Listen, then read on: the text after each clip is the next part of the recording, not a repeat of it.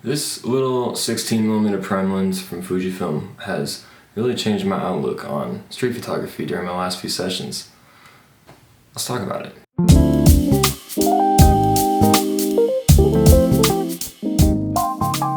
First of all, this is not going to be a technical review by any means.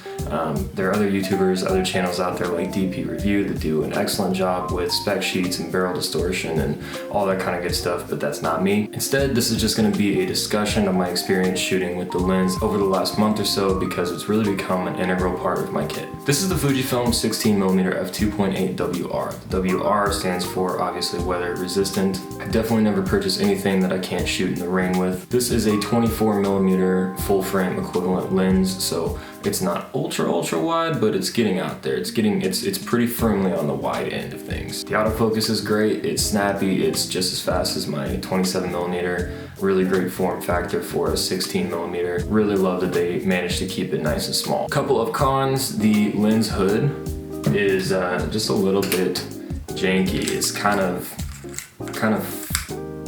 yeah, see what I mean? It's a little bit fiddly to get it on there. Kind of expect a little bit better, but not a big deal. And lastly, just because my main comparison with this lens is going to be to the image quality of the 27mm, I'm just going to go ahead and say that the image quality out of this one is almost as good, but I feel like the 27mm is just a total unicorn. It's just absolutely mind-blowing, and frankly, it's probably going to be my favorite Fujifilm lens forever, maybe? I don't know, we'll see. We'll see if something can one day dethrone the 27 for me. So the reason I picked this lens up in the first place is honestly because I was traveling to San Francisco and I love the Golden Gate Bridge and was hoping to have something in my kit for big landmark kind of locations like that.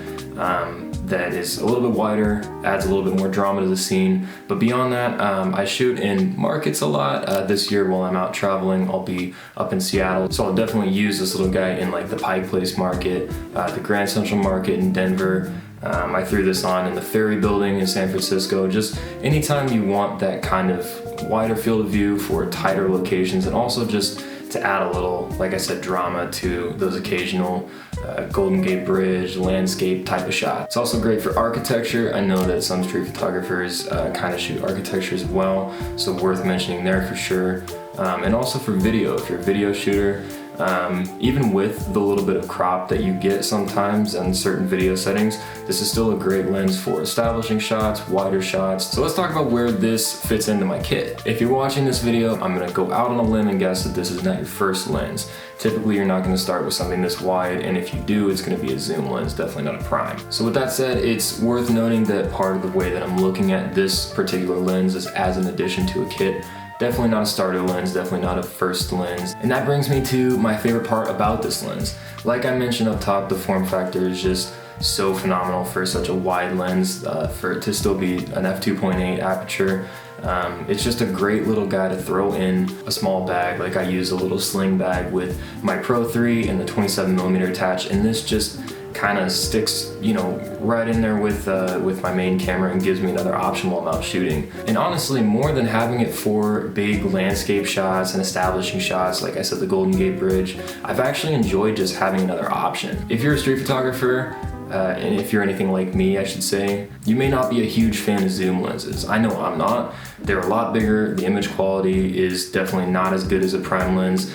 They can be a lot more expensive. They're a lot more obvious. And the absolute worst thing about zoom lenses, you have that kind of paradox of choice at all times. So rather than worrying about the composition, the subject, the framing, I'm like, which one of these 50 focal lengths should I use today? And it just takes me out of the whole thing. So when I'm doing street photography, prime lenses, it's where it's at for me. I've even found in the last couple of weeks, when I'm not super inspired, not really loving the photos that I'm getting. For example, I was out in downtown LA last weekend shooting with the Pro 3 and the 27mm, which is just a tried and true combo for me, and just not really getting anything that I super loved.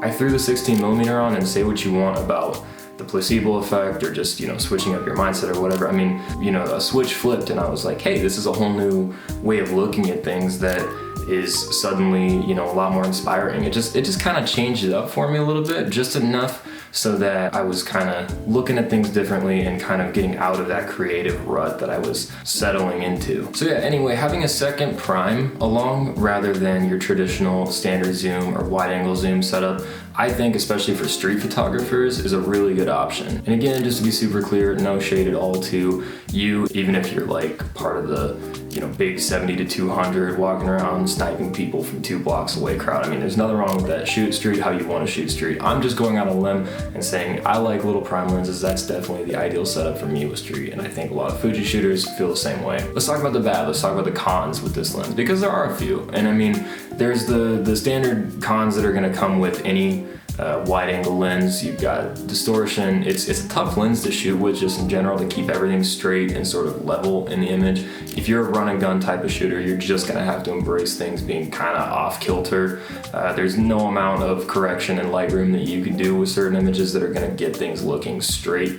It definitely adds a lot of drama. It kind of pushes everything in the scene away in a way that can be really cool, but at the same time can be really frustrating and can make all of your images look like snapshots if you're not getting close enough, which brings me to my next point. I'm gonna go ahead and say, if you are of the shyer variety, if you are a non-confrontational street photographer, which I certainly am a lot of the time, this may not be the choice for you. You might want to go with something a little bit tighter, like the 23, the 27, because you want somebody, you know, candidly to be the main focal point in a frame.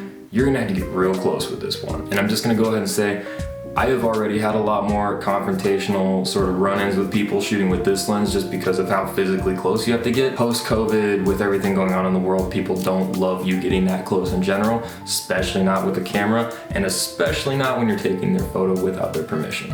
So, something to keep in mind there. Like I said, I don't know if it's the placebo effect, if it's just having something new and exciting to shoot with, but I really have gotten some compositions that, you know, are helping me see my street photography and helping me approach street photography in a bit of a different way from how I normally do. And I have this little guy to thank for that for sure. Okay, so let's talk about alternatives to Fuji's 16mm lens. Right off the bat, don't let my thoughts on zoom lenses turn you off of them entirely. I think that a good standard zoom like this Sigma 18 to 50 definitely has its place in a lot of people's kits.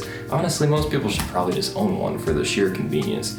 But if you're like me and you want to stick to primes, you want to stick to that small form factor, you know, this sort of documentary style, you know, street photography, unassuming sort of setup, Fujifilm does make the f2 lenses. So the 23, the 35, and I think the 50mm, so basically the full frame equivalents are going to be 35, 50, 85, so your wide angle, your 50, and then your 85mm portrait length. You have those three to choose from. That is going to give you a very similar form factor to this.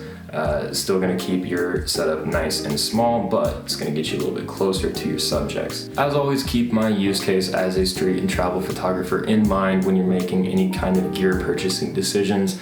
These videos are just here to give you a little bit of a use case, real world look into how the lens fits into my kit. That said, I hope that hearing my thoughts on this 16mm f2.8 from Fuji helped shed some light in some small way on the lens and whether it might be right for you and your kit and your uses.